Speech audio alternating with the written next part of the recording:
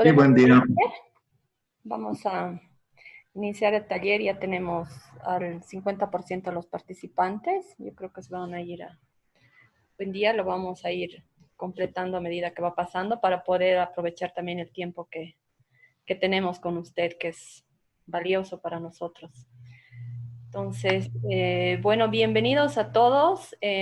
Bueno, la aparición del coronavirus, sin duda alguna, a nivel mundial ha sorprendido a todos y la Fundación para el Periodismo en 3 días ha llevado adelante el taller virtual Economía en tiempo de crisis. Entonces, hoy tenemos la última sesión, el último día, y tenemos al experto en hidrocarburos, Hugo del Granado, a quien por supuesto agradecemos por poner en su agenda estas 2 horas de capacitación de forma desinteresada y sin ningún tipo de requisitos. El señor del Granado aceptó la invitación de la Fundación para el Periodismo para poder entender un poco el tema de la pandemia y la crisis petrolera. Bienvenido, licenciado del Granado, por estar presente hoy y por poder compartir con los periodistas, los colegas periodistas de nuestro país, todo el conocimiento que tenga sobre este tema de los hidrocarburos. Muchísimas gracias por aceptar la invitación. Y bueno, tenemos ahora la participación de ya 18 periodistas que están sin duda alguna atentos a toda la exposición que nos vaya a dar. Muchísimas gracias y damos por iniciado el taller. Bienvenido a todos. Bueno, gracias por la invitación, gracias a la Asociación de Periodistas, al señor Stensoro por la invitación. Bienvenidos a todos ustedes. Vamos a empezar con la presentación.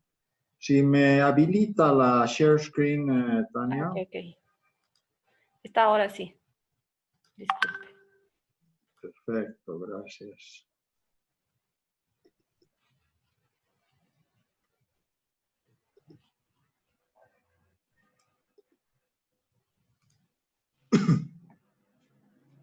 Bueno, vamos a empezar por explicar la división gruesa de las actividades petroleras. En el país se las divide en upstream y downstream.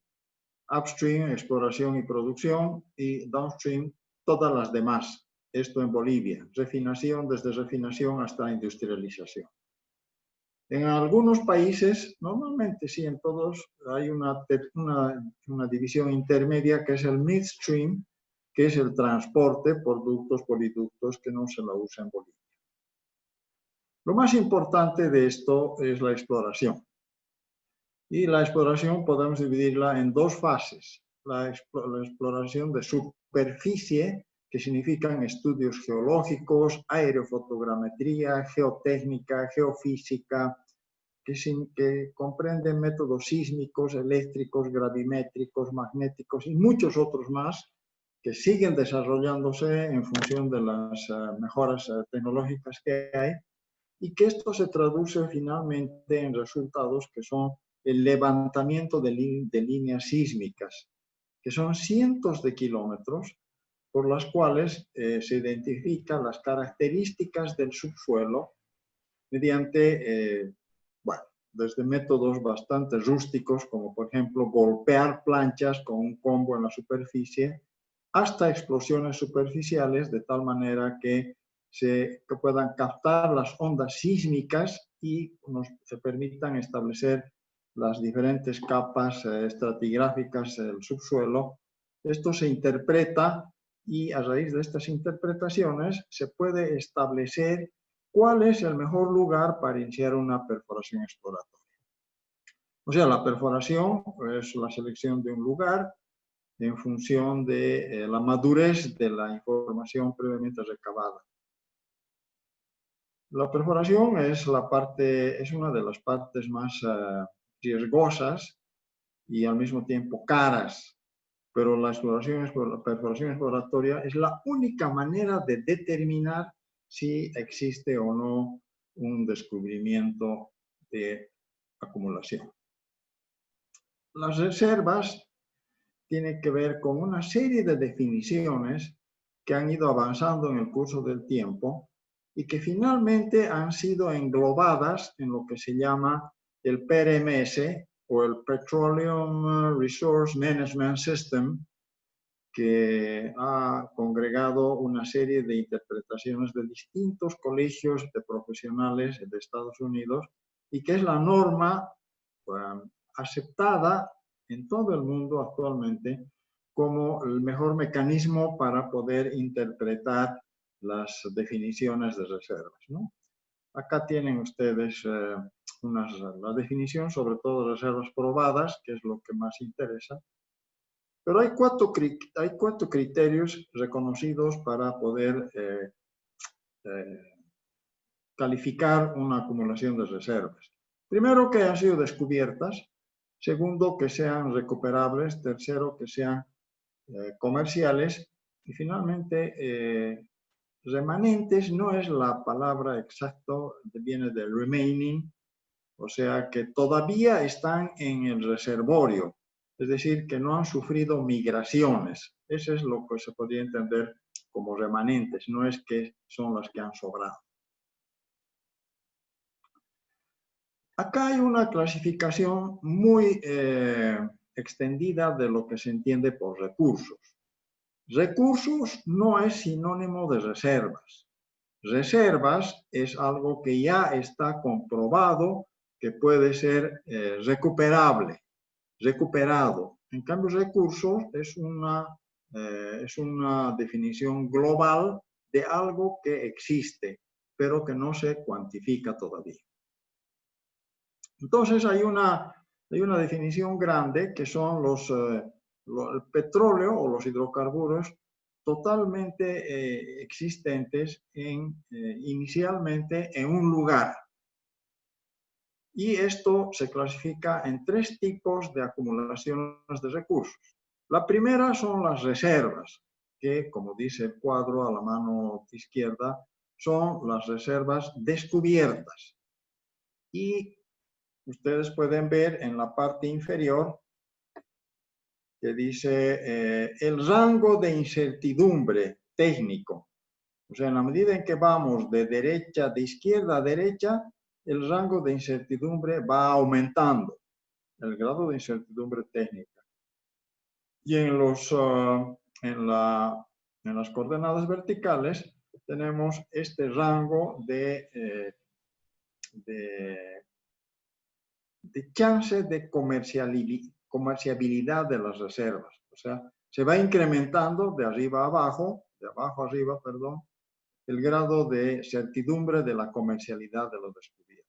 Por eso las reservas tienen un bajo rango de incertidumbre y un alto rango de comercialidad.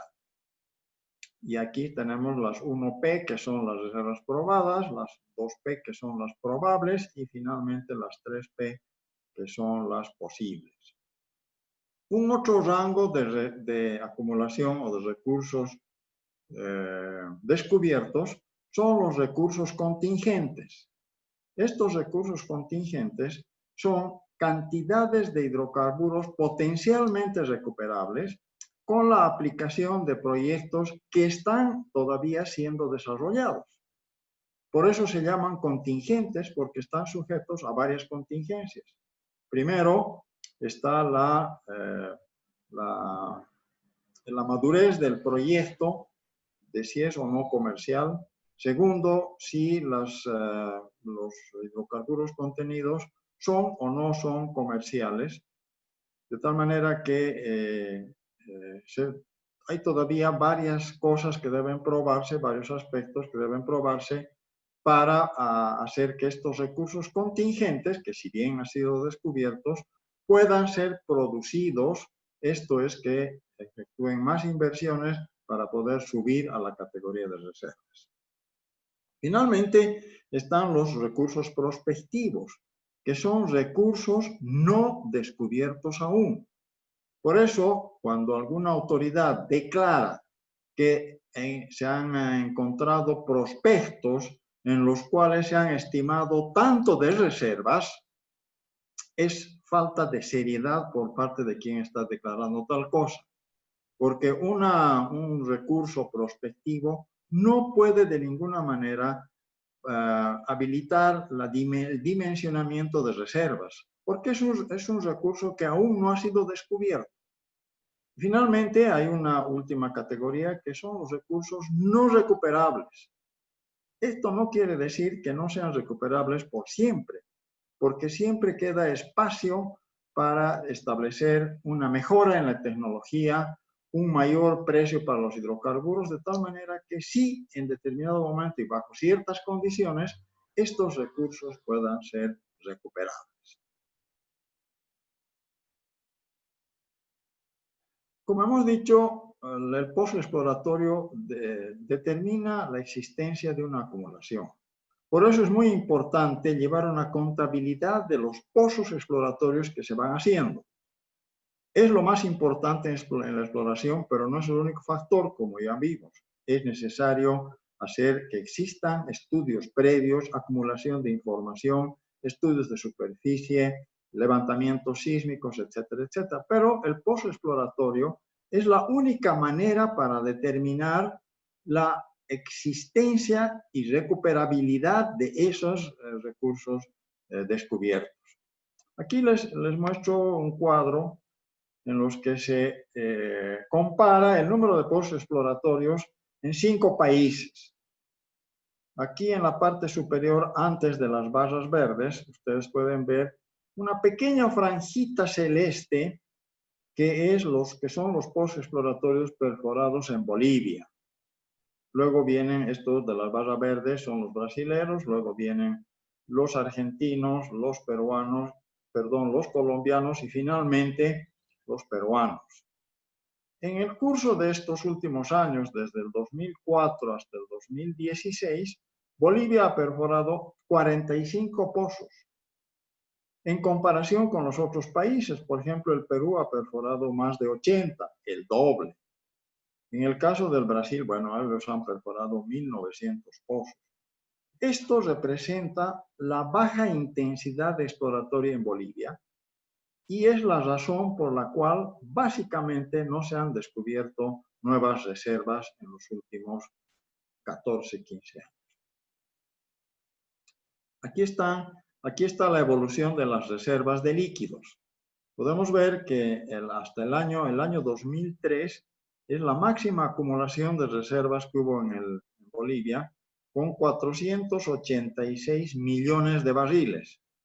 Y posteriormente a esa fecha, empieza a decaer de manera continua hasta el 2013, que ustedes tienen en el cuadro, de 216 y de 211 millones de barriles, pero que a la fecha están ya por los 160 millones de barriles. O sea, han continuado decayendo después de las certificaciones que se han hecho el 2013, el 2017 y ha habido una última efectuada el año pasado.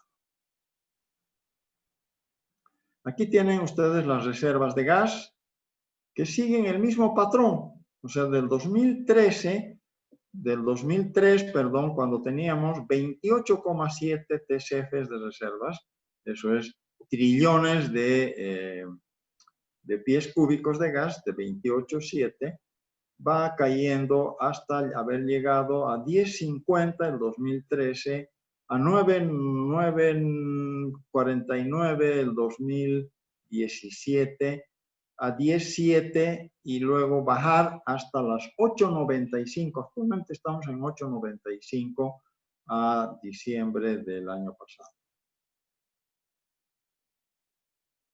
Acá les presento una comparación de las reservas de gas natural en el mundo y en el mundo básicamente. Después van a ver lo de Sudamérica, donde ustedes pueden ver ya este número de Bolivia de 10,33, que ya no es real, estamos en 8,95, pero comparativamente nos muestra cuáles son las potencias de gas no convencional. Estamos hablando de gas convencional, no el producido por fracking, que es la nueva tecnología.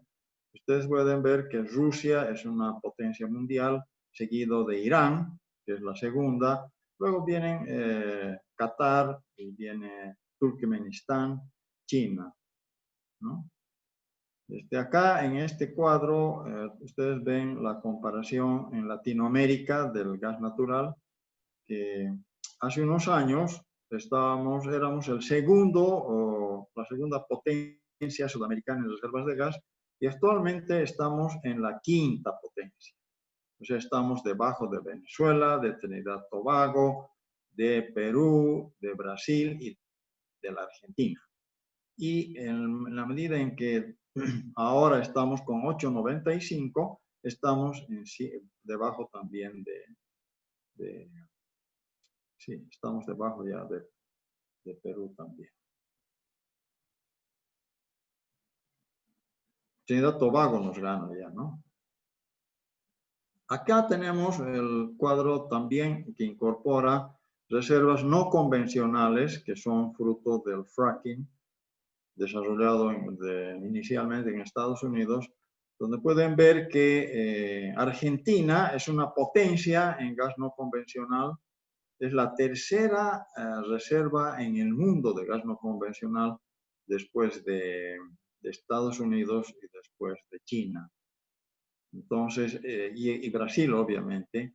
Entonces, estos descubrimientos y esta nueva tecnología es la que ha puesto en riesgo los mercados a los que abastecía actualmente Bolivia, que son justamente el argentino y el brasileño. Acá les muestro una evolución de los descubrimientos. Les voy a leer porque no sé si se puede ver bien el listado de descubrimientos que hay.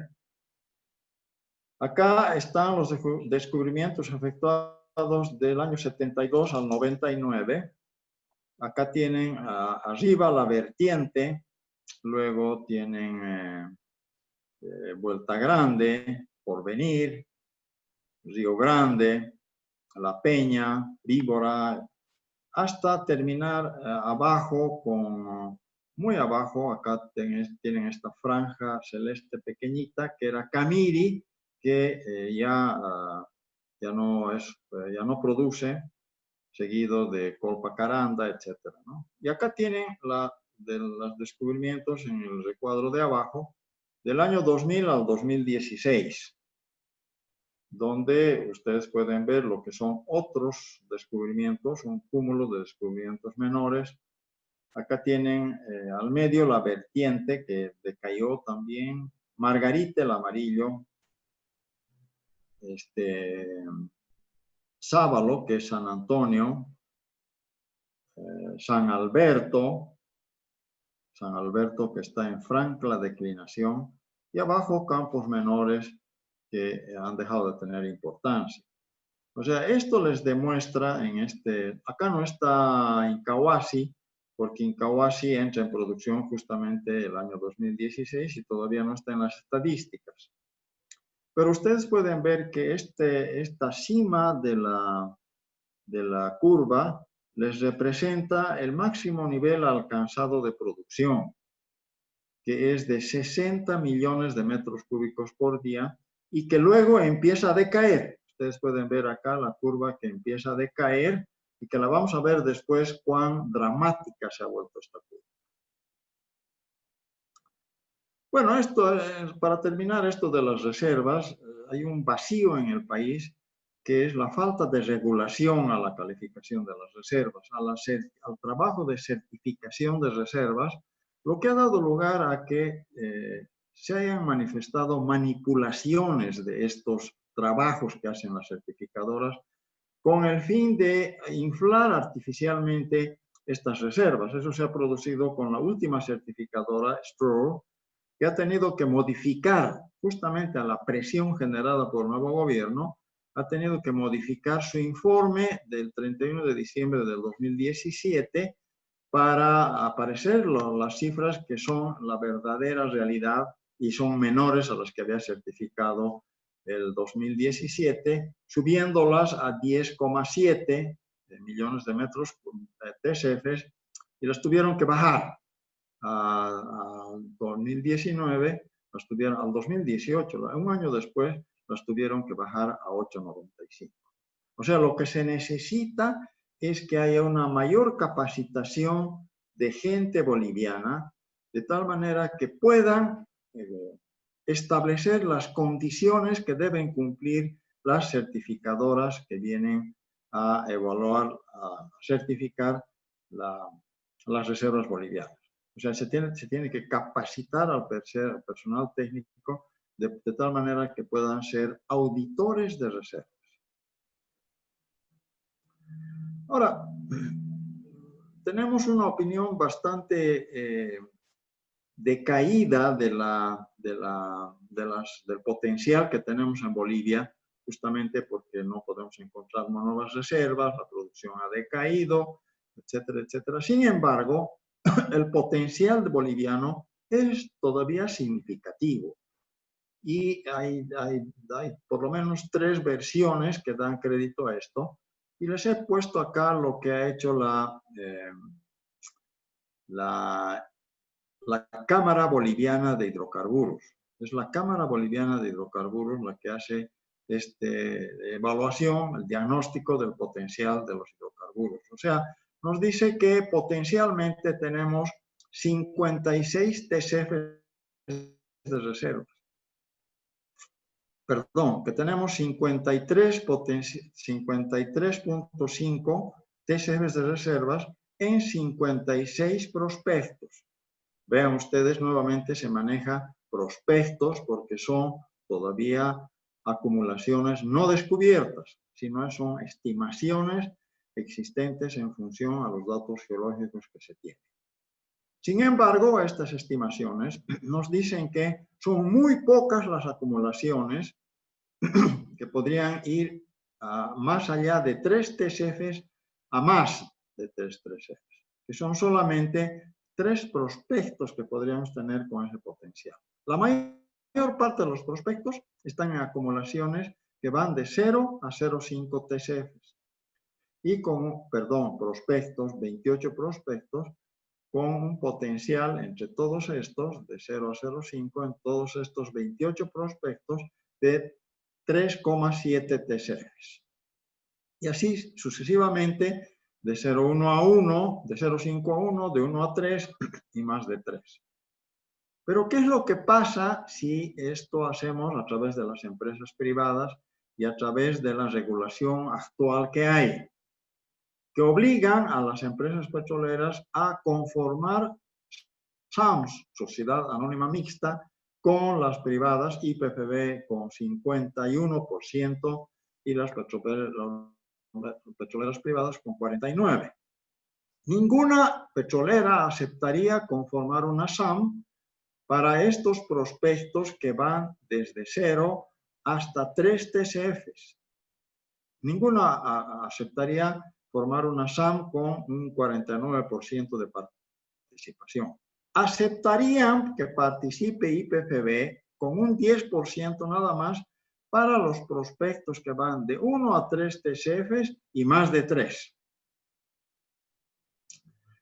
SAM podrían aceptarlo en prospectos que tienen más de 3 TCFs.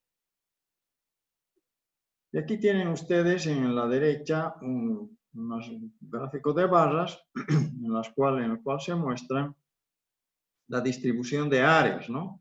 O sea, 65% de estas áreas tendrían este potencial de 0 a 0,5 TCFs y solo habría un 8% que tendrían más de 3 TCFs. O sea, nuestro potencial, esto quiere decir que si bien es significativo, 53,5 TCFs, está disperso geográficamente en el mapa boliviano. Y si está muy disperso, ¿qué necesitamos para poder descubrirlos? Necesitamos justamente que vengan mayor cantidad de empresas para que puedan cubrir todo el espectro nacional. ¿Y cómo hacemos para que venga la mayor cantidad de empresas? Tenemos que brindar condiciones que sean atractivas para que vengan a hacer ese trabajo. Si encima les ponemos barreras y desincentivos, pues nadie va a venir. Y las que están acá, una vez que han terminado su ciclo productivo, se van a ir. Ojalá que esto se pueda entender. Es bien sencillo, es bien elemental, pero tiene que estar desprovisto de ingredientes de carácter político e ideológico para poder emprender un camino de esa naturaleza. Acá les he traído unas gráficas, unos diagramas de lo que significa la perforación. Acá vamos a agrandar un poco la imagen. Acá en el fondo tenemos la perforación del pozo más profundo que se ha perforado en el mundo. que son 40.000 pies. Esto quiere decir que estamos hablando de alrededor de 15.000, un poco menos, 15.000 metros de profundidad, ¿no? Se ha alcanzado el fondo del mar, se ha alcanzado en 36.000 pies, o sea, estamos hablando de unos 12.000 metros. Acá tenemos, en este Moshen, es la perforación de 24.600, es la misma perforación que se alcanzó con el Boyui X2, que llegó a tener 8.000 metros de profundidad. Pues imagínense, estamos hablando acá, en este caso, de 24.000, pero se ha llegado hasta los 40.000 en Rusia. A esta profundidad de 40.000 se tiene una temperatura de 400 grados Fahrenheit, o sea, casi 200 grados centígrados de temperatura a la que se encontraría sea el petróleo o sea el gas. En cambio, si vamos a un nivel más superficial de perforación, que estamos hablando acá de 3.000 pies, o sea, alrededor de 3.500 pies, un poco más de 1.000, es el promedio de perforaciones que hay en Texas, que es donde se desarrolla la tecnología del fracking, o sea, fracturamiento hidráulico, que va hasta los 5.000, de 5.000 a 20.000 pies más, ¿no? O sea, imagínense ustedes, están volando en un avión a 10.000 metros de altura y esa es la perforación a la que se ha llegado. Imagínense ustedes la distancia que hay desde el avión hasta la Tierra. Esa es la perforación a la que estarían haciéndose descubrimientos actualmente, que cada vez para encontrar gas no convencional o el petróleo no convencional tienen que efectuarse perforaciones cada vez más profundas y caras. Esta es otra gráfica que les muestro de la perforación que está haciendo Petrobras y las privadas ahora en el pre-salt, o sea, los mayores descubrimientos que hay en el Océano Atlántico cerca de las costas del Brasil. O sea, en la parte superior, vamos a agrandar también esto. En la parte superior ustedes pueden ver acá el barquito, la plataforma, el barquito que está haciendo la perforación en la superficie del mar. Tienen que perforar 2.000 metros hasta llegar al lecho marítimo, seguir perforando, vencer esta capa del pre-salt, que son capas salinas, para recién llegar a los yacimientos contenedores de hidrocarburos. O sea, vean ustedes la magnitud de lo que significa la perforación y el desarrollo de los campos para poder lograr que este hidrocarburo descubierto llegue a la superficie. Bueno, acá es una gráfica sobre todo del proyecto que tiene que desarrollarse para hacer que el hidrocarburo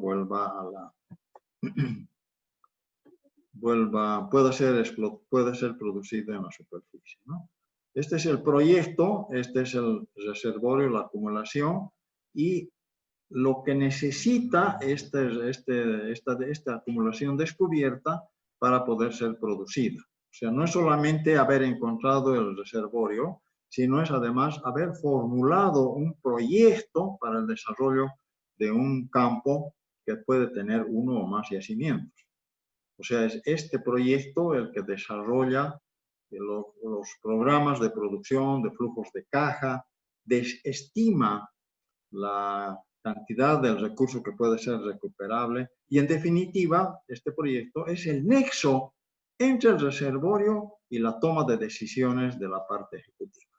Por eso es muy importante no solamente conocer cuánto hay de petróleo o de gas en el lugar, en volúmenes, sino además cómo está planteado este proyecto, porque el proyecto es finalmente la pauta que nos va a decir si vamos a ganar o no vamos a ganar plata con la producción del recurso. Bueno, acá tenemos las condiciones que debe tener el proyecto. Veremos cómo nos va en producción acá en el país. O sea, acá les he traído la gráfica que publica el Ministerio de Hidrocarburos cuando empezamos a declinar en la producción de gas que se produce desde el año 2014. Habíamos alcanzado el año 2013 una producción de 60 millones de metros cúbicos. Acá tienen, ya bajamos el año 2015 a 64 a menos, pues estábamos en menos de 60 y empezamos a bajar hasta que al 31 de diciembre del 2019 nos encontramos con que el promedio del año 2019 de producción ha sido de 43.6 millones de metros cúbicos por día. O sea, imaginen la declinación de 60 a 43, hemos declinado en un 30% la producción de gas, perdón. Pero lo mismo sucede con, bueno, acá tienen un plano, un mapa de la producción mundial de gas. Hasta el año pasado, hasta el año 2018, perdón, Rusia e Irán eran los mayores productores del mundo. Pero el cuadro se ha volcado totalmente en favor de este lado del mundo, al hacer que Estados Unidos actualmente, gracias al fracking, a la tecnología del fracking, la producción de gas y de petróleo no convencional, se haya vuelto Estados Unidos el mayor productor mundial de gas y el mayor productor mundial de petróleo.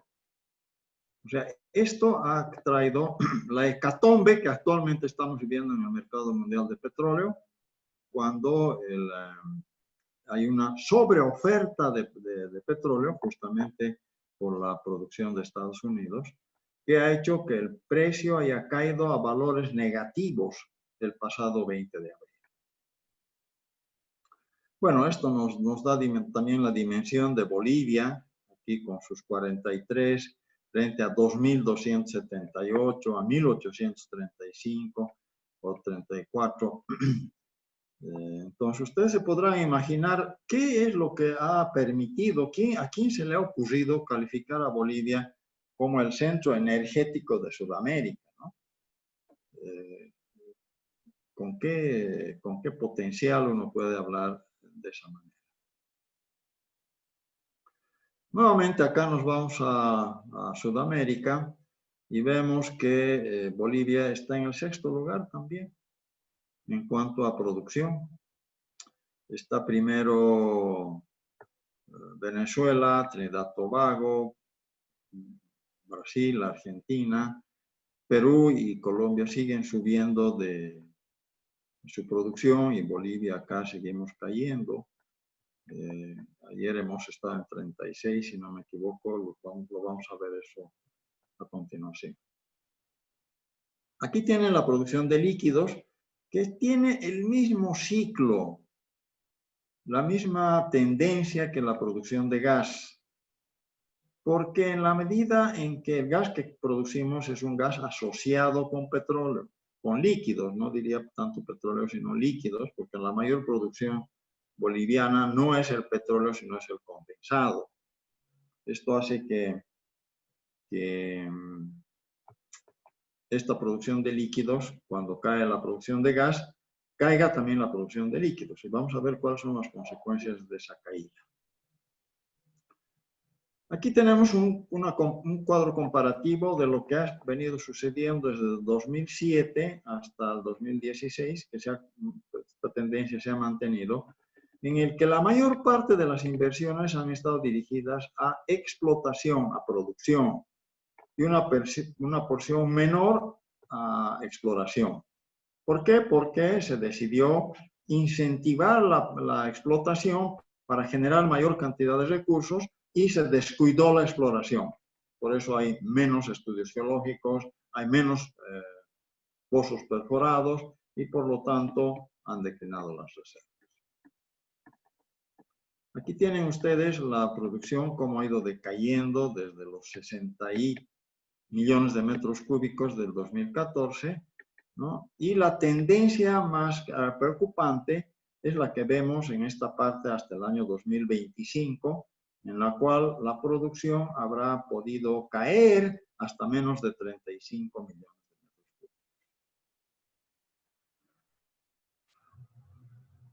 cúbicos. Aquí tienen la misma tendencia en líquidos, de los 43, eran 43 acá, no 45, que van cayendo hasta los 28.000 barriles por día el año 2025. A ver, ¿cuáles son las consecuencias de la caída de la producción?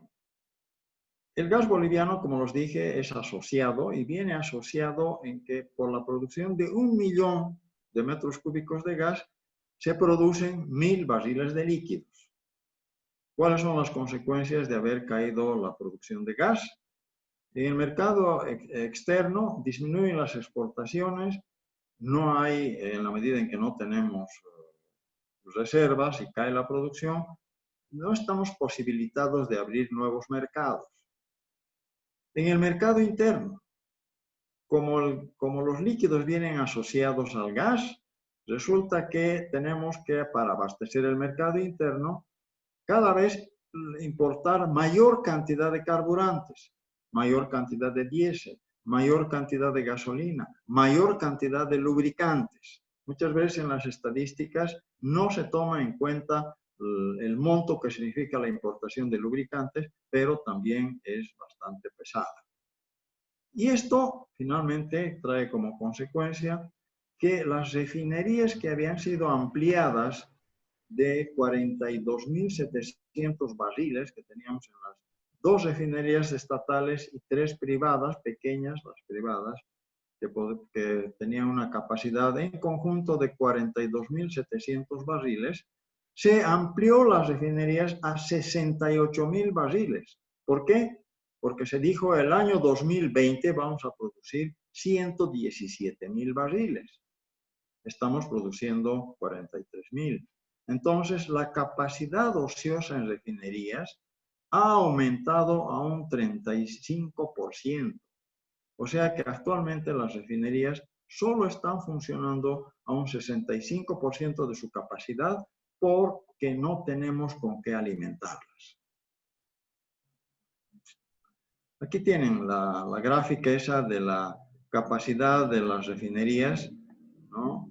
Que acá se mantiene la capacidad de los 68.000 barriles por día, pero la producción va decayendo. Esta es la proyección que hay de la producción hasta menos de 30.000 barriles por día, con lo cual las refinerías estarán operando al 40% de su capacidad. ¿Qué hay que hacer para subsanar esto? Hay que producir más.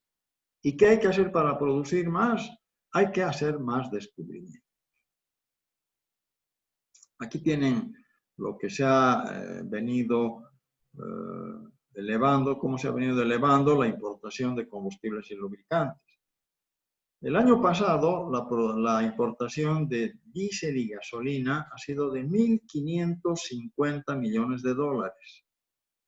Y si ven ustedes, aquí la importación con lubricantes es de 1.629. O sea que de estos 1.629, alrededor de 70 millones de dólares es la importación de lubricantes. ¿Esto qué significa? Los déficits, un incremento de los déficits comercial, del déficit fiscal y además una mayor erogación en subvenciones.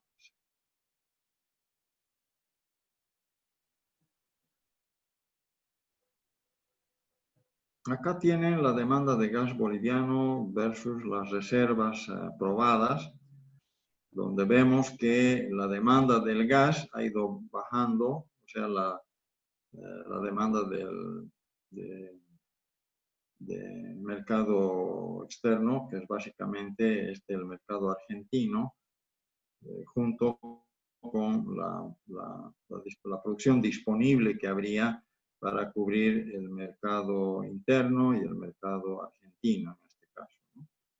O sea, se ve que ya a partir del 2024 no podríamos atender con la producción que tenemos actualmente o la producción producción proyectada, no podríamos atender simultáneamente el mercado argentino y el mercado interno. Acá, el año 2016 se aprobó la ley 767 de incentivos, por la cual se otorgaba un incentivo de $30 al barril por producción adicional en zona tradicional, de $35 el barril en zona no tradicional, a cambio del compromiso de que las petroleras puedan invertir en el periodo hasta el año 2025 la suma de 3.777 millones de dólares, de los cuales la franja azul es la exploración y la franja de abajo es la franja de desarrollo, de exploración. Y acá lo que nos informa la NH es que en el curso de esos años, desde el 2016 hasta el 2019, habían aprobado el pago de incentivos mediante 19 resoluciones administrativas. Pero hasta entonces ninguno de estos pagos había efectuado el Ministerio de Hidrocarburos. No se sabe por qué. No hay razón, si estaba establecido, estaba autorizado, estaba aprobado, etcétera. ¿Por qué no han pagado para hacer que las petroleras sientan que están siendo incentivadas? Y obviamente las petroleras tampoco cumplieron con sus compromisos de inversión. Se determinó que habían invertido solo 382 millones de dólares, que era solamente el 38% de sus compromisos. Entonces, esa ley de incentivos que no cumple ninguna de las dos partes, hay que revisarlas, hay que revisarla. Algo está mal, algo que no ha funcionado, y por lo tanto ni el Estado ha pagado ni las petroleras han aumentado sus inversiones. Las petroleras, por las reuniones que hemos tenido, han asegurado que no están de acuerdo con la reglamentación que se hizo, que es muy restrictiva, que esa reglamentación tiene que revisarse, y pues que si no la revisan y no pueden hacer las conciliaciones que han estado pidiendo mucho tiempo al gobierno del MAS, pues se van a ir. Sería un problema únicamente de tiempo el que las petroleras dejen de operar en Bolivia.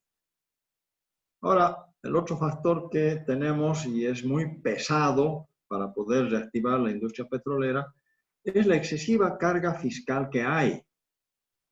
O sea, ustedes pueden ver en este gráfico que hay un 11% de regalía departamental, que eso viene desde el año 1938. Tenemos el 1% de regalía complementaria que se paga a los países, a los departamentos como Beni y Pando. Se tiene el 6% de la participación de IPFB, que es un promedio, esto de la participación de IPFB, es un promedio de la participación que tiene en los contratos. Para cada contrato hay una fórmula específica que determina, calcula una participación de las utilidades en favor de IPFB. Y tenemos el 32% del IDH.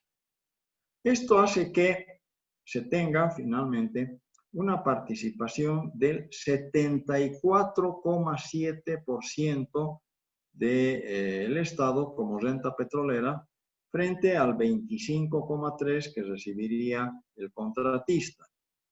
La retribución del contratista está determinado por dos rubros nada más. Uno son la devolución de los costos recuperables y dos es la participación de las utilidades de cada contrato. El promedio nuevamente es del 25,3%. Esta participación puede variar de contrato a contrato, en algunos casos será menor.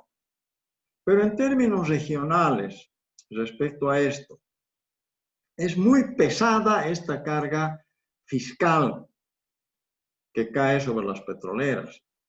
En Sudamérica, recientes estudios han establecido que la participación del Estado, el government take, es de alrededor del 52%.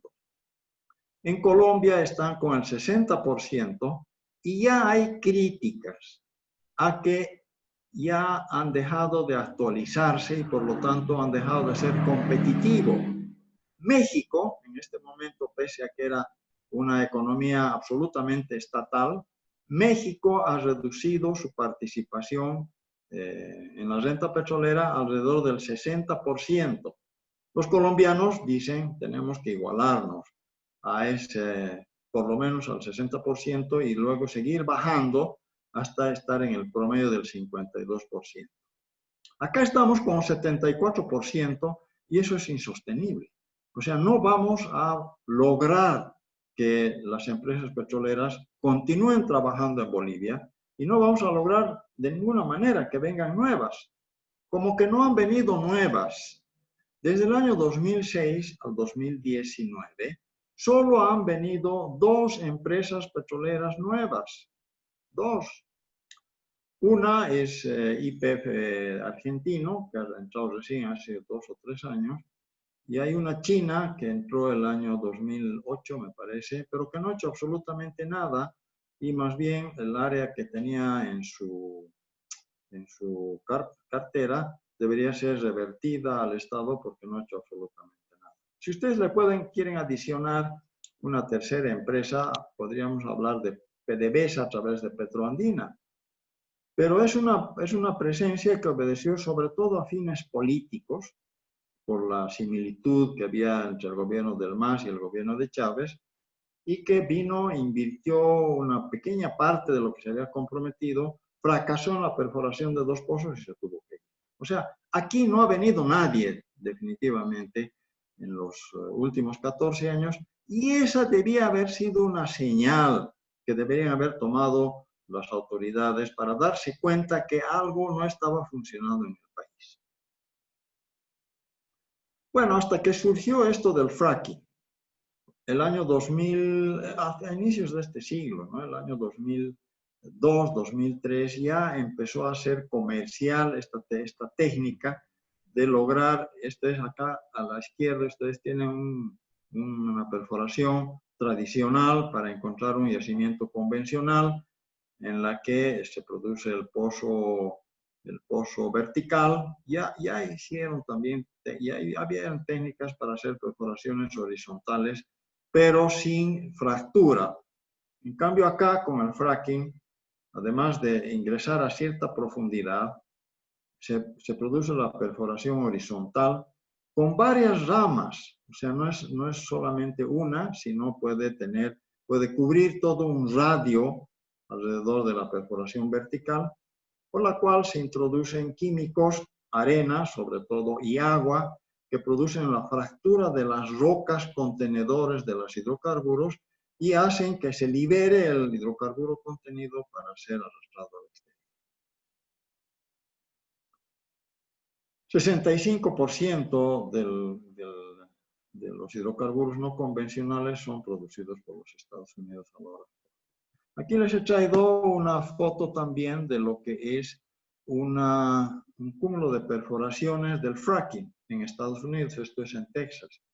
O sea, en un espacio relativamente reducido, como ustedes pueden ver, aquí es que se encuentran trabajando por lo menos, yo he contado por lo menos 15 wildcats, que son estos extractores de petróleo en cada uno de los pozos perforados. O sea, esta nueva tecnología hace que se incremente la densidad del número de pozos perforados para desarrollar el yacimiento. No producen grandes cantidades como los yacimientos convencionales, pero en la medida en que son muchos los pozos, obviamente la producción es altamente eficiente. Esto ha hecho que la gran producción de gas en Estados Unidos haya incrementado la cantidad de producción de LNG o GNL, que es el gas natural licuado, es decir, el gas natural que ha sido enfriado a menos 160 grados para que se vuelva líquido, se cargue en tanques metaneros de metano y pueda ser comercializado allá donde no llegan los ductos, los gasoductos. Esto ha hecho que inclusive en Sudamérica se haya construido una planta en El Chorita, en Perú. Al mismo tiempo, nosotros habíamos empezado antes con LNG Pacífico de las empresas petroleras para poder hacer una planta aquí en Mejillones, Chile. Hubo una gran oposición, la guerra del gas, el levantamiento, la salida de Sánchez de Lozada. Ese proyecto se canceló. Sin embargo, los peruanos continuaron y actualmente exportan a México. Trinidad Tobago, que está acá, fue la primera, en realidad, el primer país que inició la producción del LNG. Exporta también a Estados Unidos, exporta al Brasil, exporta a Chile. O sea, este es el negocio de moda actualmente y hay por lo menos 5 proyectos de plantas liquefactoras todavía en Estados Unidos que están en construcción, y Estados Unidos ha entrado al mercado inclusive europeo. ¿Cómo va la evolución de nuestro gas, de nuestros precios? Tenemos lo mismo que habíamos visto en producción y reservas. O sea, el año 2012-2013 alcanza un máximo de 10,7, 10,9 dólares por millón de BTUs la exportación de gas a la Argentina y 9,2 al Brasil. Acá vean ustedes en la línea verde el precio del gas en el mercado interno. Estamos hablando de un precio de 1,3 dólares por millón de BTUs. O sea, es un gas absolutamente subvencionado.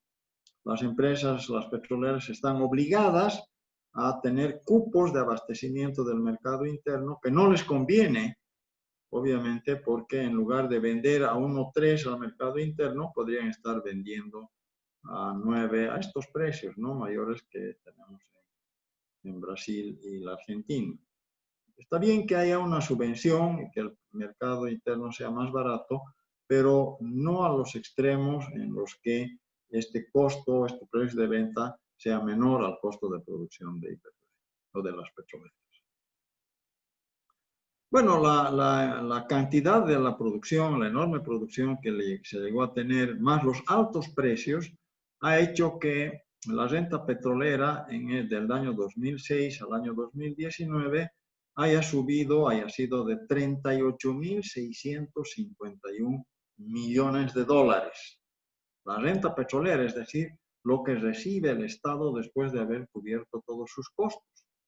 Sin embargo, el valor de las exportaciones de gas en este mismo periodo ha sido de 47.000 millones de dólares. O sea, nunca antes el país había tenido semejante ingreso por exportaciones. Hay un estudio hecho por el ingeniero Espinosa de Minería, en el que dice que en los últimos 50 años, los 50 años, que va desde el año 1955 al año 2005, el total de las exportaciones bolivianas había sido de 35.000 millones de dólares. O sea, en 50 años, 35.000 millones de dólares total. Pero en estos 14 años, solo en hidrocarburos habíamos exportado 47.000 millones de dólares.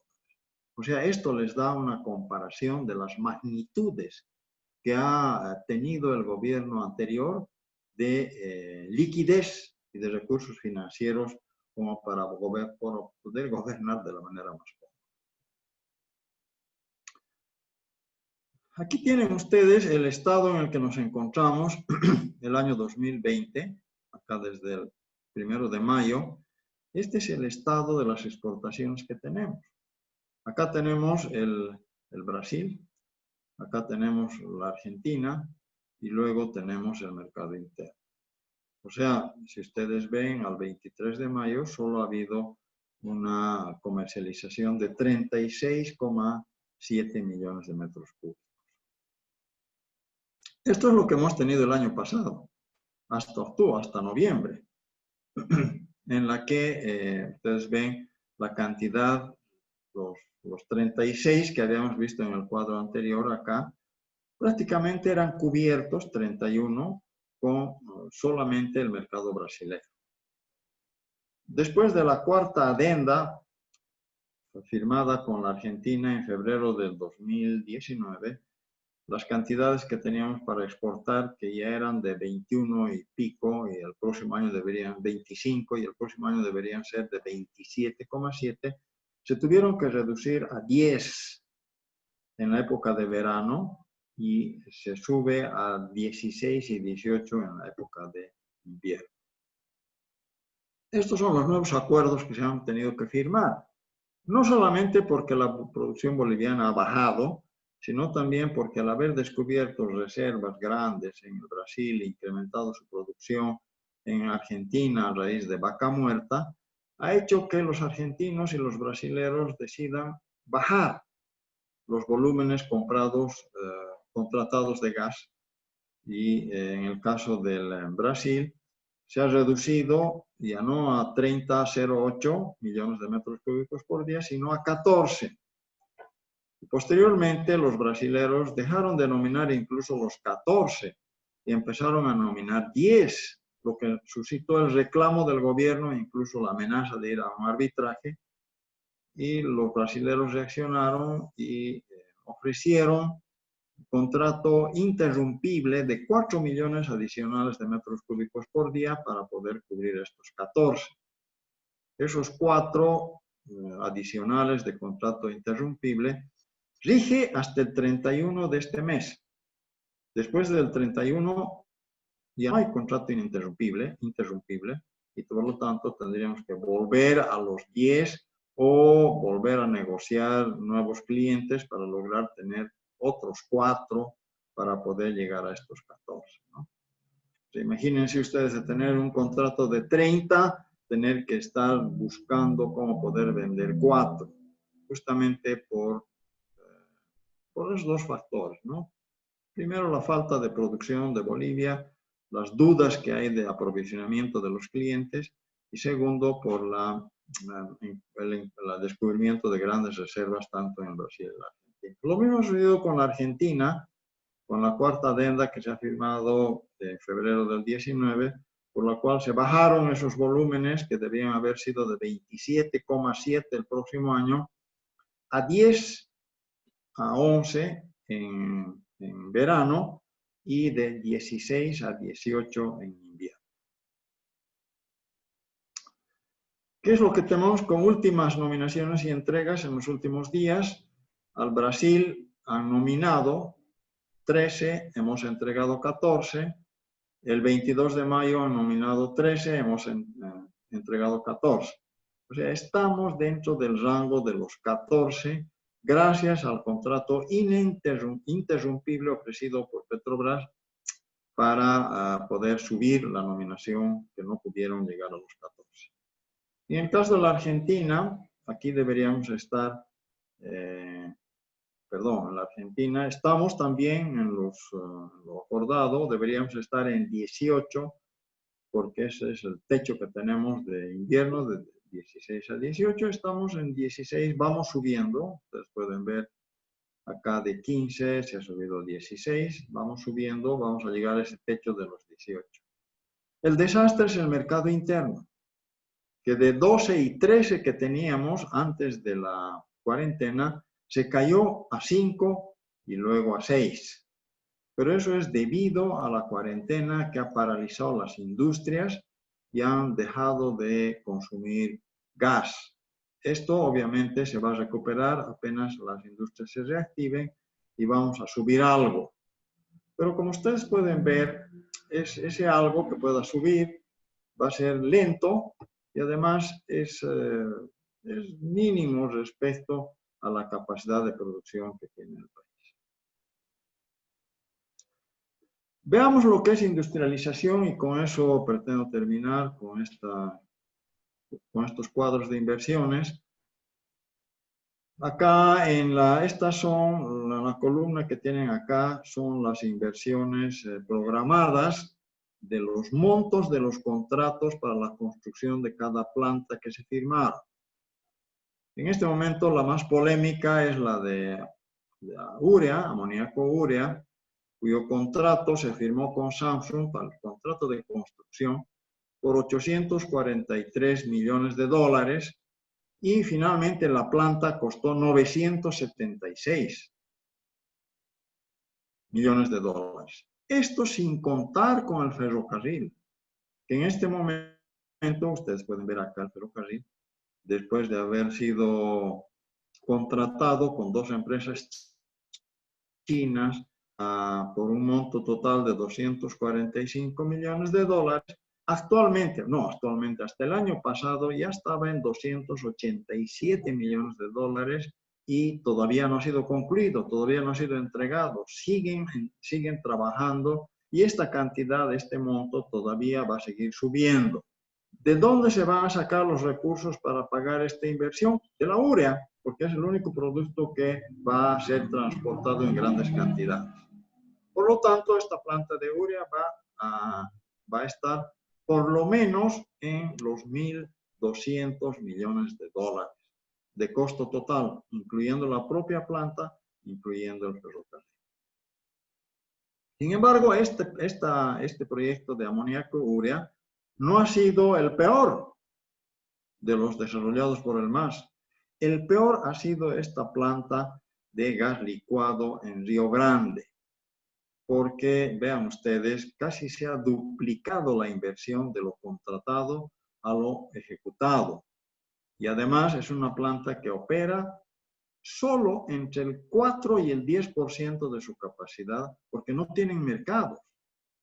Esta planta ha sido sobredimensionada.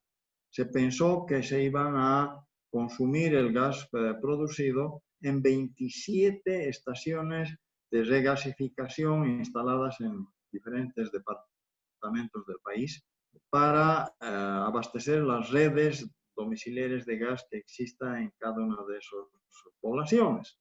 Sin embargo, la planta puede transportar una cisterna para esas poblaciones de GLN y resulta que la cisterna transportada dura 2 meses del consumo. Por lo tanto, cuando ese consumo está saturado, la planta se tiene que parar y por lo tanto su utilización es solo del 4 al 10%. Está sobredimensionada, una planta muy cara, habiendo otras alternativas para cubrir esa demanda. Sin embargo, como ustedes pueden ver, esta planta de polipropileno no ha sido ejecutada. Estos 2.200 no se han invertido. Por lo tanto, estamos hablando acá de, digamos, 2.400 millones de dólares efectivamente invertidos. No es la mayor inversión en la industrialización realizada del MAS. Aquí ustedes pueden ver en el downstream, o sea, en refinerías, conversión vehicular, redes de gas, el gas virtual estimado que es esto de la planta del LNG, productos de transporte, la comercialización, el almacenaje, se ha invertido 3.782 millones de dólares. O sea, 1.500 millones de dólares más que en la industrialización. La mayor inversión ha sido en ductos de transporte. ¿Por qué? Porque se pensaba que la producción de Bolivia iba a ser tan grande en petróleo, en líquidos y en gas, que había que invertir más en ductos de transporte, adecuar las capacidades de estos ductos de transporte para futuras producciones. Incluso se pensó en hacer un ducto que iba a ir hasta Hilo. Bueno, se ha invertido una gran cantidad de dinero en el downstream. Y esto es lo que se ha invertido, las inversiones totales ejecutadas en la cadena productiva del MAS durante entre 2006 y el 2019. Se han invertido 15.000 millones de dólares en el sector petrolero, ¿no? Acá esta inversión es menor, por ejemplo, hemos dicho que es 2.200, 2.400. Se ha invertido además en el ferrocarril, casi 300 millones de dólares acá. Vean ustedes la diferencia que hay entre las inversiones efectuadas en exploración, que es la cadena, el rubro principal del eslabón de la cadena, contra explotación, 3 veces más casi se ha invertido en exploración, en explotación, en producción, que en producción. Bueno, eso es lo que les tengo. Gracias por estar atentos a la presentación que he hecho. Espero que les haya servido y será hasta cualquier momento.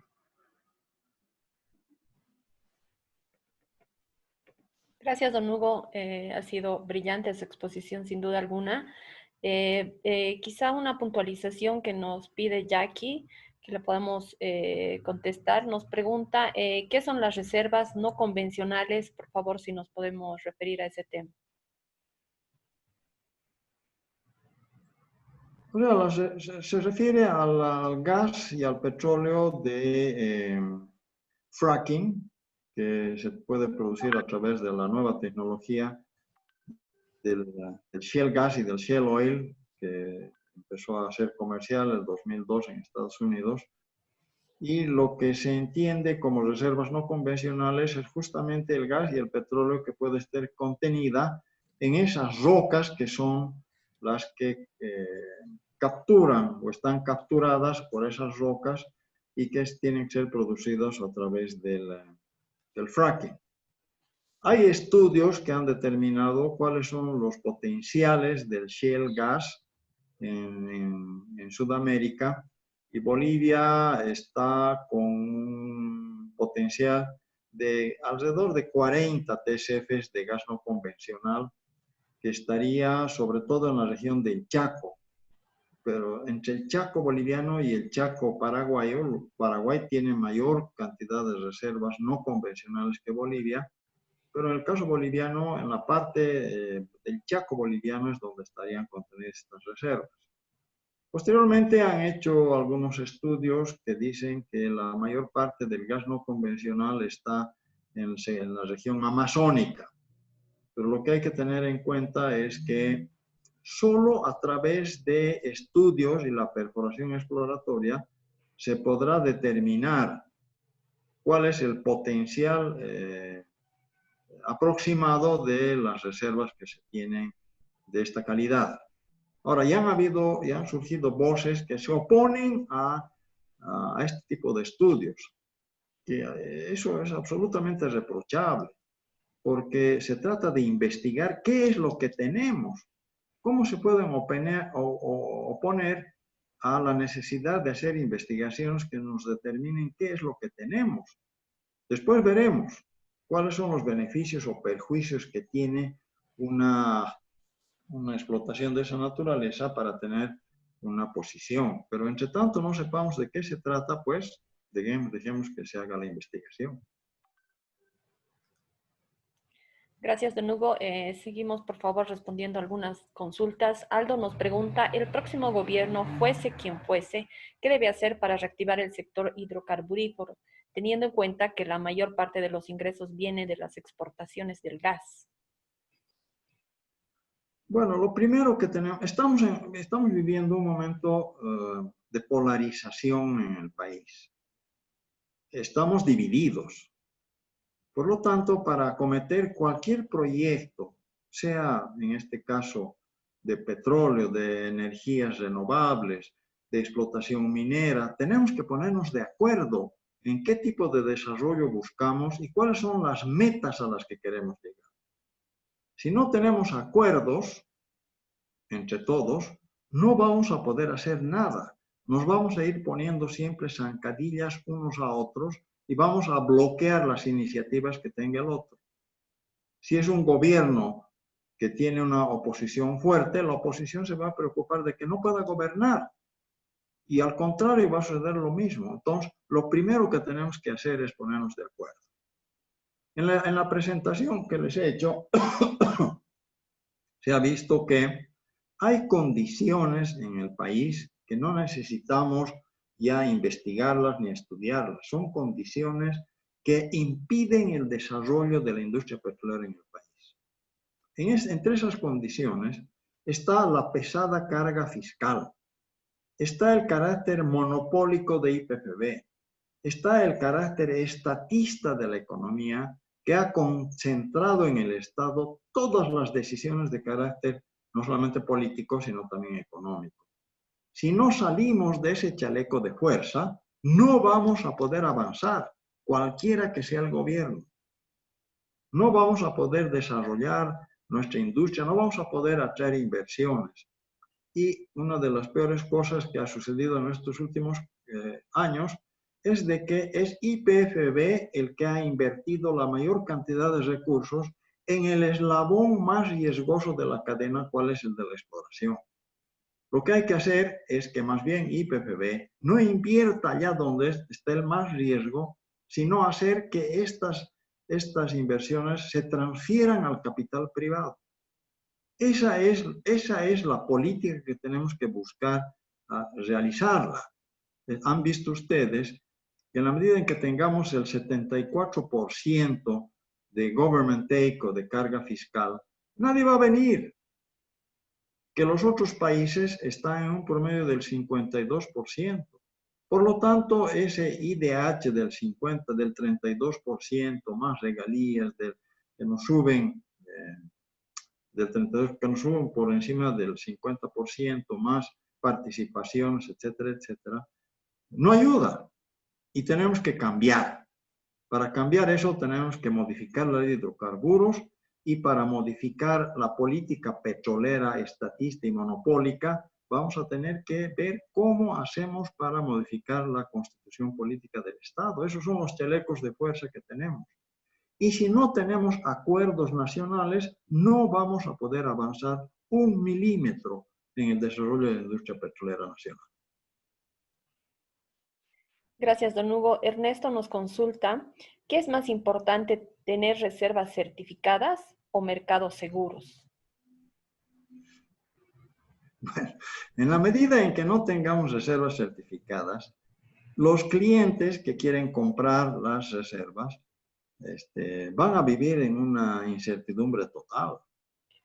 Para nosotros poder firmar contratos de largo plazo, tenemos que mostrar al cliente que lo que queremos venderle, efectivamente lo tenemos.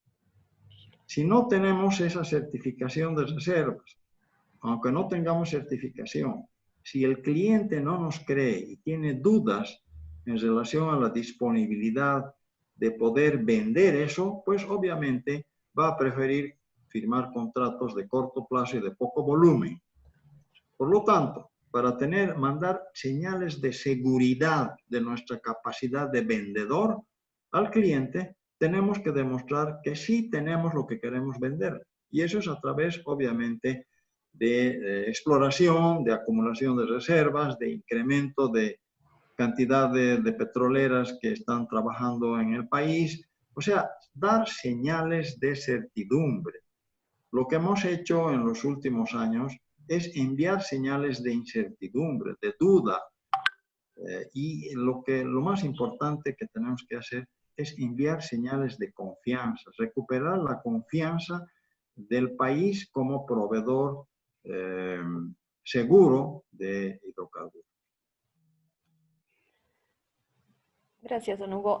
Jimena Mercado nos hace 2 preguntas. Le hago la primera pregunta. Dice, ¿en este contexto vale la pena seguir apostando a un modelo extractivista, sabiendo que el gas depende de los precios internacionales y de la volatilidad de los fenómenos imprescindibles como la pandemia del COVID-19? Bueno, el modelo extractivista se lo ha calificado así como extractivista peyorativamente, en la medida en que la explotación de los recursos está ligado a un esquema político excluyente que basa su poder y su capacidad de gobernar reposa en la explotación de los recursos naturales, aún creando desigualdades y profundizando las desigualdades. Por eso se llama extractivismo, modelo extractivista, y a quienes están a favor de esa política de extractivistas. Pero en la medida en que despojamos esa actividad productiva de las concomitancias perjudiciales de los ingredientes políticos, como es aquello de la concentración del poder, la falta de exclusión, sostenimiento de poder en base a los recursos naturales, obviamente que no estamos de acuerdo con aquello. En la medida en que esa explotación de los recursos naturales se democratiza y distribuye la riqueza al conjunto de la sociedad y evita la concentración del poder, ¿por qué no la vamos a hacer? La explotación de los recursos naturales ha favorecido a todos los países del mundo. no los ha perjudicado. En contadas excepciones sí lo ha hecho, donde eso se ha concentrado en una extracción, que se llama extractivismo, de un recurso natural concentrado o yendo a la par de una concentración del poder político. Ese caso, el más visible, en este momento lo tenemos en Venezuela. Eso es lo que ha pasado con Venezuela. En la medida en que nosotros disponemos de una amplia gama de recursos naturales, que colectivamente determinamos que la explotación de esos recursos va a beneficiar al conjunto, vamos a poder usar esos recursos de manera racional en proyectos de diversificación económica, en proyectos que no sean descabellados, como esto de la planta del LNG, la planta de urea. Pese a que la urea es un buen proyecto, se lo ha desnaturalizado justamente por haber cometido errores elementales que no se lo hubieran cometido si hubiéramos tenido una participación más colectiva. Entonces, hacemos que se distorsione la explotación de los recursos naturales. Yendo en Hugo, una segunda pregunta de Jimena también dice, hacer exploraciones para la explotación hidrocarburífera de gas no convencional en áreas sensibles como la Amazonía versus impactos socioambientales, ¿tiene algún sentido de oportunidad? Claro, tiene un sentido de oportunidad en la medida en que se trata de procurar la explotación de un recurso natural que beneficia ventajas económicas. Ahora, hay que determinar muy claramente dónde se puede y dónde no se puede. Hay lugares en los que definitivamente no se podría entrar a esto por los daños ambientales que puede ocasionar. Sin embargo, si esto lleváramos al extremo, resulta que en ninguna parte del mundo podríamos realizar explotación de los recursos naturales. O sea, han avanzado muchísimo las técnicas de remediación ambiental. Pero para eso tenemos que tener un gobierno honrado, tenemos que tener funcionarios no corruptos que no se dejen comprar por quienes realizan esta explotación y hagan un remedio de remediación ambiental, sino que efectivamente efectúen una reparación total e integral del daño ambiental que se ocasiona. No vamos a cerrar los ojos y decir no vamos a producir efectos ambientales. Es imposible trabajar, entrar a la selva sin causar impacto ambiental. Pero sí lo que se puede hacer es remediar ese impacto ambiental volviendo a las condiciones iniciales en las que se encontró el territorio ese. Se puede hacer.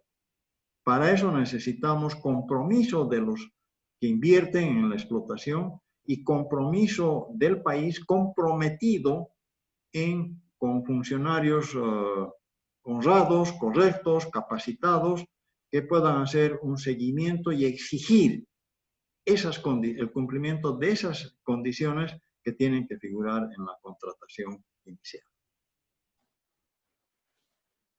Gracias, don Hugo. Una otra pregunta de May dice, Bolivia con una producción de fracking, ¿cuál es su potencial en hidrocarburos?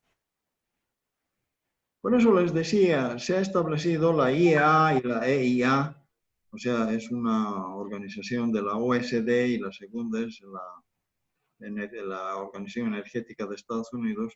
Han hecho ambos estudios, ambas organizaciones, del potencial en Sudamérica y han establecido que Bolivia debe tener alrededor entre 35 y 40 TCFs de reservas de gas.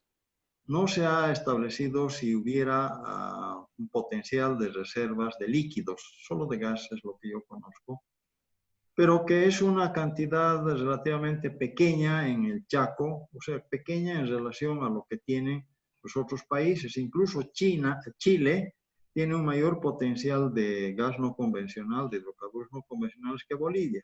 Ustedes han visto ya en la presentación el gran potencial de la Argentina y del Brasil, pero hay potencial también en el Paraguay, en Chile y en Bolivia.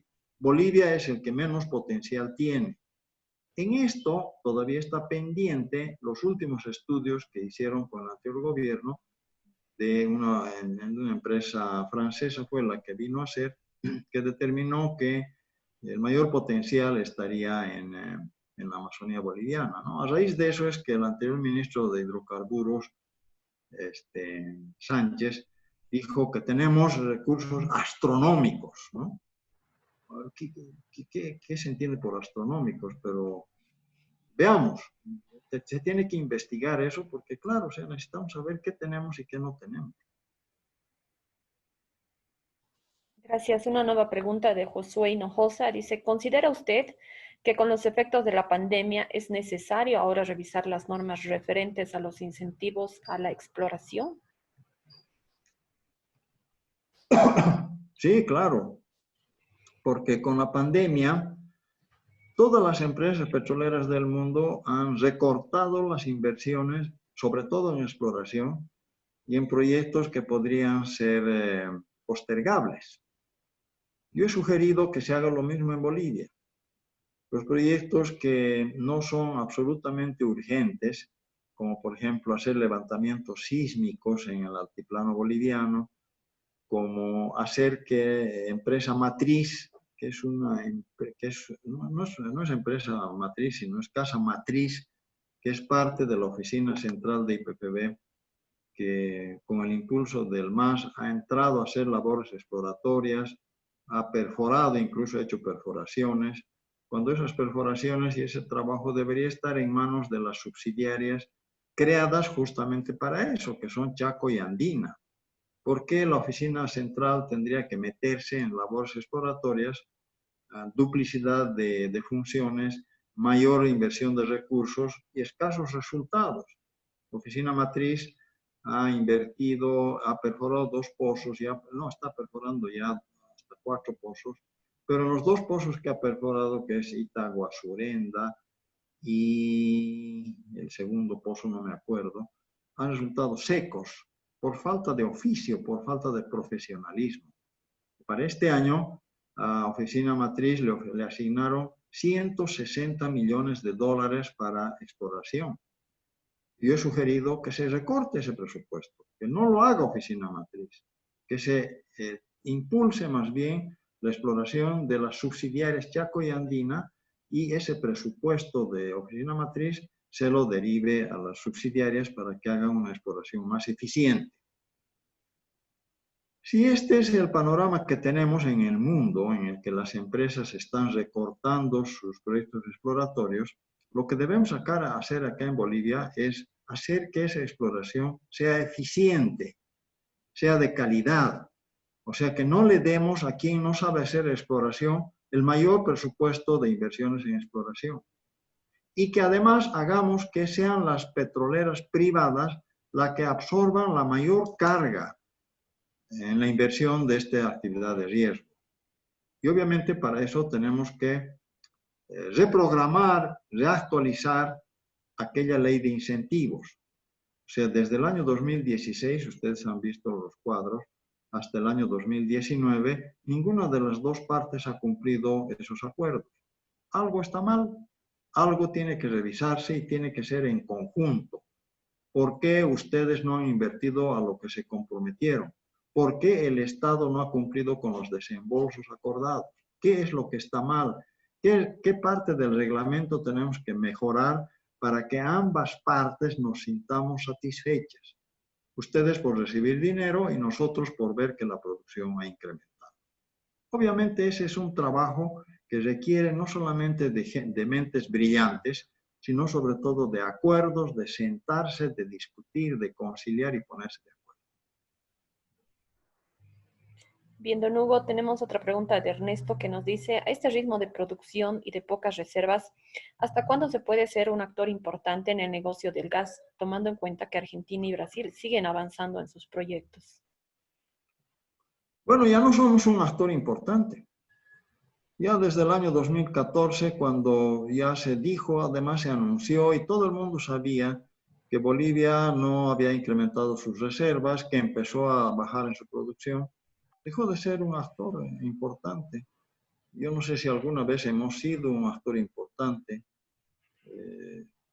en el ámbito latinoamericano. Hemos vendido, sí, una buena cantidad, hemos incrementado la producción, pero hemos ido, incluso en el ámbito latinoamericano, estamos en el lugar que siempre hemos estado, quintos, sextos, etcétera, porque no hemos sabido mantener el ritmo con el que este gobierno que existía cuando este gobierno asumió funciones el año 2006, con una buena cantidad de reservas, con ductos ya construidos para la exploración, con mercados consolidados como el brasilero, que seguía desarrollándose. Y en ese momento sí ha sido un momento muy, muy importante para nuestra industria hidrocarburífera, ¿no? Pero en lugar de incrementar aquello, buscar más mercados, buscar nuevos clientes, incrementar las reservas, aumentar la capacidad de transporte de los ductos, no hemos hecho absolutamente nada sino aumentar la producción.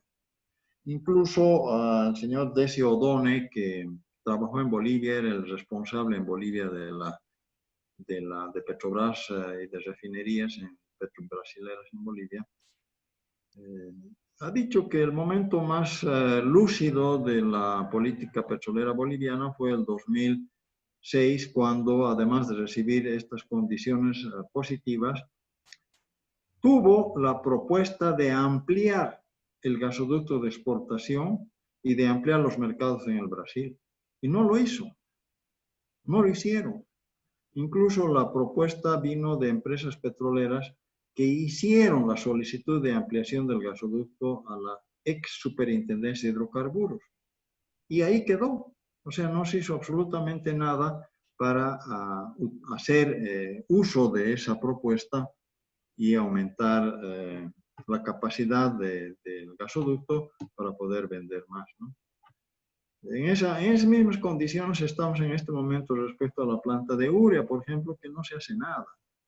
La gobernación del estado de Mato Grosso do Sul ha propuesto, por ejemplo, ampliar el ferrocarril para que se interne, el ferrocarril que llega a Corumbá, se interne hasta Campo Sur, creo que se llama, en el Brasil, de tal manera que la urea que se viene desde Santa Cruz pueda ir hasta Campo Sur para facilitar el acceso a los consumidores, ¿no?, de la urea, para ahorrarles el transporte, el transbordo que se produce en Puerto Suárez, que vaya directo hasta el mercado brasilero. ¿Y qué hemos hecho? Nada. Más bien han cerrado la planta de producción de urea, ¿no? O sea, eso yo les he aconsejado a este gobierno. No hagan nada que se parezca a lo que ha hecho el anterior gobierno. Ojalá que alguien escuche, ¿no? Don Hugo, una pregunta también de Marianela Morín nos pregunta: la prospección y exploración son muy importantes, no se realizan porque son muy caros de hacerlo, no tenemos los equipos y maquinarios necesarios. Sí, son muy caras, es caro de hacerlo, por eso se recomienda que no sea IPFB o el Estado boliviano el que la haga, sino que seamos atractivos como para que vengan las empresas privadas y asuman esa carga financiera de la inversión más costosa que hay en la cadena de hidrocarburos, ¿no? Se trata de evitar hacer aquello y hacer que las inversiones más bien que recaigan en las petroleras privadas. Pero para hacer eso necesitamos cambiar varias cosas. Tenemos que dejar de concentrar todas las decisiones en IPFB, tenemos que dejar que IPFB deje de ser monopólico, tenemos que lograr una apertura, una desregulación en el sector, como lo están haciendo el resto de los países, ¿no? En este momento la mayor apertura que vemos en Sudamérica se produce en el Brasil, que incluso lo han obligado, el gobierno brasileño lo ha obligado a Petrobras a firmar un convenio a cambio de no sancionarla por el monopolio inconstitucional que ha ejercido desde el año 99. Y Petrobras está vendiendo parte de sus activos, está aperturando el mercado del gas, se está retirando del monopolio de la explotación en el pre-salt y está dedicándose a lo que tiene que dedicarse, que es producción y hacer que la comercialización, por ejemplo, se abra a la inversión privada. Acá yo he dado el ejemplo, les he dicho ahora, por ejemplo, ¿por qué YPFB tiene que invertir en estaciones de servicio? ¿Por qué YPFB tiene que estar haciendo esas estaciones de regasificación y las redes en los donde llegue el LNG, si eso debería hacerlo la empresa privada? ¿Por qué tenemos que hacer que YPFB sea la competencia de la empresa privada, sino más bien un complemento del desarrollo y de los emprendimientos que ambas ramas pueden desarrollar? Muchas gracias, don Hugo. Tenemos una pregunta de uno de los colegas también. Dice, ¿cuál cree que es la proyección de los precios de gas, petróleo, fuel oil para este año y el próximo? ¿Y cómo estima el impacto de esta proyección en la balanza comercial de Bolivia? Bueno, son oscuras las proyecciones, ¿no? O sea, no pueden ser de otra manera. Con un precio del petróleo que estaba en enero en $70 y que actualmente está en 34, 32, con altibajos. Nuestro gas está referido a la fórmula de precios que tienen relación con 3 fuels y con el diésel en el caso argentino. Estos fuels van a bajar, ya han caído, y por lo tanto esa referencia ha bajado y por lo tanto tenemos que adaptarnos. La fórmula es clara, nos dice que en la medida en que bajan los fuels, a medida en que baja el petróleo, bajan los fuels y en esa medida baja el gas. Por lo tanto, las estimaciones que hay de bajada de precios son por lo menos del 30%.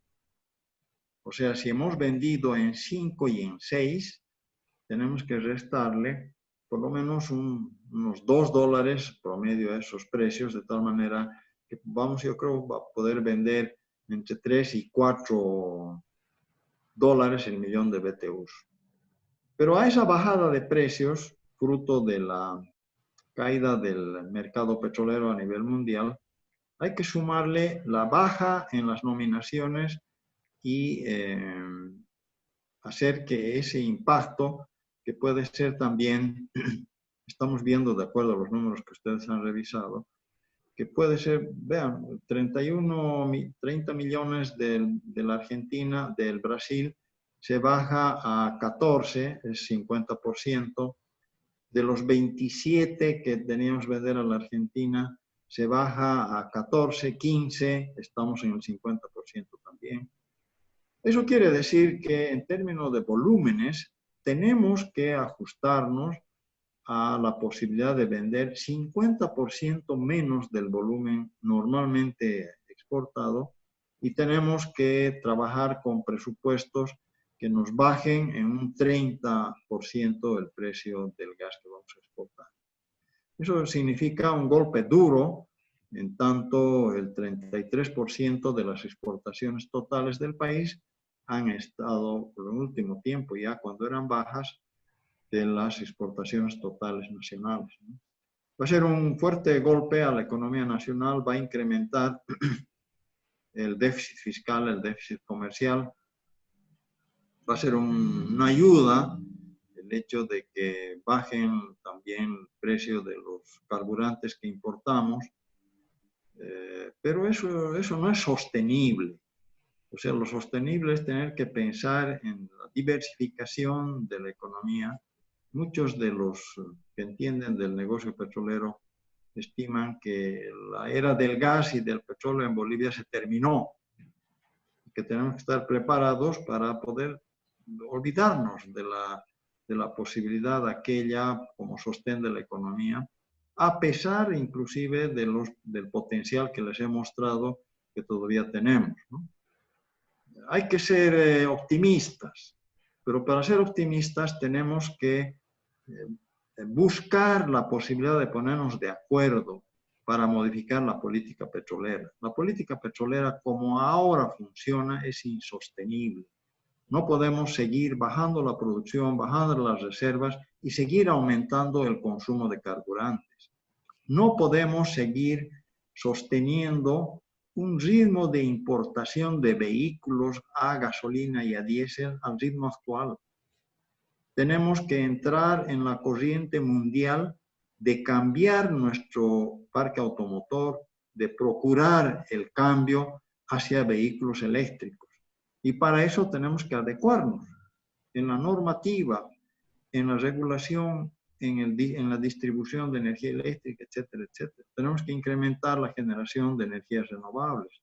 Esos son cambios estructurales que no los va a poder hacer un gobierno solo si no hay acuerdo nacional para conseguir esas metas.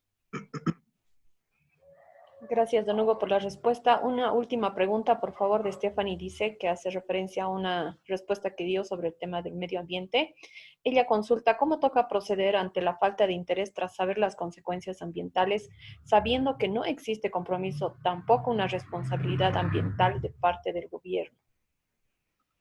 Bueno, tiene que haber pues esa responsabilidad. Yo creo que todo el mundo está de acuerdo en que si continuamos con una política depredadora, nos vamos a quedar sin mundo. Estamos todos de acuerdo en que hay que mejorar las características de los gobiernos, la regulación. Tenemos que asumir los compromisos que Bolivia también ha firmado en los acuerdos de París y tenemos que caminar en esa dirección.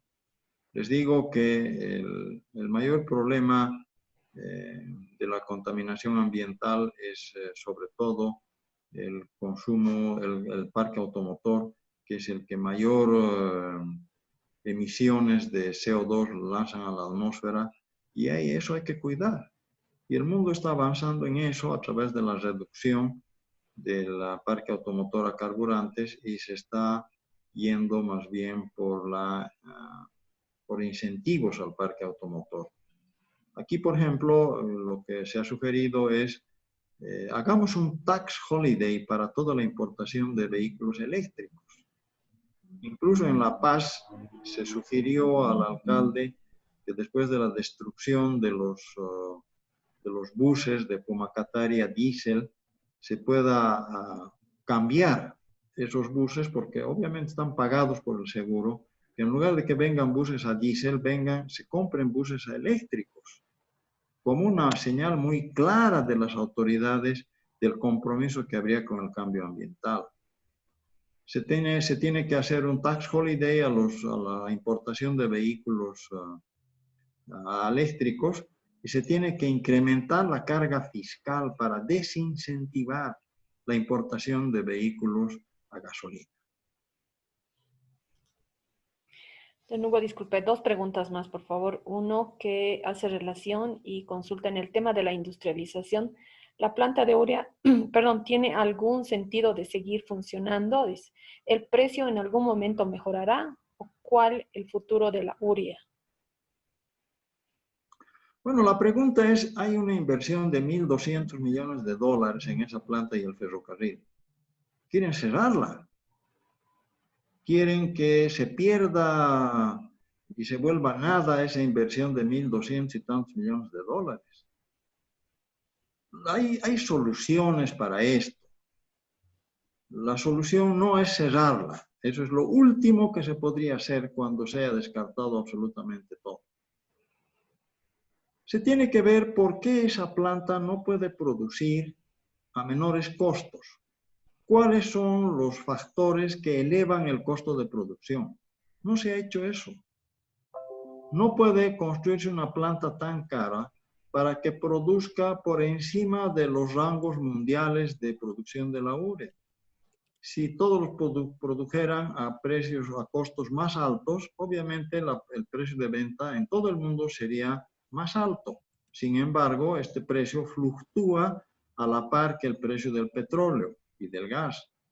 Por lo tanto, tenemos que ponernos de acuerdo, en sintonía con el resto de las plantas del mundo. Si nos falta ayuda, pues acudamos a Samsung, que es la que ha construido esta planta, y nos diga a qué costos de producción trabajan otras plantas en el mundo. Y veamos de ajustar esos costos de producción a los parámetros normales de trabajo de esta planta. Segundo, hay que bajar el costo de transporte. ¿Cómo bajamos el costo de transporte? Hay que poner en marcha el ferrocarril Bulobulo-Montero cuanto antes. No puede ser que ese ferrocarril, después de 7 años, no pueda ser inaugurado. 7 años desde que se han firmado los contratos con esas empresas chinas. En 7 años se hubiera podido construir el tren bioceánico del Atlántico al Pacífico, si es que se hubiera emprendido la construcción de ese tren bioceánico en diferentes frentes, como se ha hecho en el ferrocarril Bulobulo-Montero. Se ha construido ese ferrocarril en 3 frentes distintos, el tramo 1, el tramo 2 y los puentes. Y hace 7 años que no puede ser inaugurado y todavía no hay fecha de cuándo se podrá inaugurar. El costo de transporte es muy importante en esa planta que ha sido ubicada en cerca de ninguna parte. Y tercero, se tienen que buscar clientes para poder exportar mayor cantidad de urea, de tal manera que la planta trabaje a una mayor capacidad instalada como otra manera de rebajar los costos. Se han firmado contratos, hay la última que firmó el gobierno anterior con Keytrade, que era por 3 años, que todavía está vigente ese contrato, y hay que negociar, hay que renegociar, hay que conciliar, hay que establecer relaciones amigables con los importadores de urea. Mercado hay. El Brasil, solo el Brasil, podría absorber la producción de 2 plantas como lo que hay en Bulobulo. La Argentina también tiene un gran nicho de mercado porque importa grandes volúmenes de urea. O sea, el mercado hay. De lo que se trata es de que nuestros gestores, nuestros entendidos, especialistas en marketing, se muevan y puedan establecer contratos serios con compradores para aumentar la capacidad de producción de la planta. Si nosotros reducimos los costos, vemos cuáles son los problemas técnicos y solucionamos esos problemas a través de un análisis detallado de ingeniería de la planta y conseguimos mercados, nuevos clientes, es muy posible que la planta entre en su punto de equilibrio y pueda generar utilidades en el futuro. Si no hacemos nada de eso o nada de eso funciona, recién podríamos pensar en la posibilidad de trasladar esa planta a lugares más cercanos a los mercados. Se ha sugerido, por ejemplo, Puerto Suárez como lugar de traslado de la planta, pero eso es para bajar los costos. Pero primero hagamos el intento de bajar los costos donde está esa planta y veamos si nos produce resultados como para poder seguir operándola. Bueno, muchísimas gracias, licenciado Hugo del Granado Cosío. Ha sido un enorme placer poderlo tener en este taller. Les experto en hidrocarburos, le agradecemos por poner en su agenda estas 2 horas de capacitación de forma desinteresada para poder entender un poco la pandemia y la crisis petrolera. Sin duda es un tema de mucha importancia en esta época de crisis y sus efectos en el presente y en el futuro. Muchísimas gracias, don Hugo. Quedamos pendiente a otro tipo de capacitaciones también. No, con todo gusto, Tania.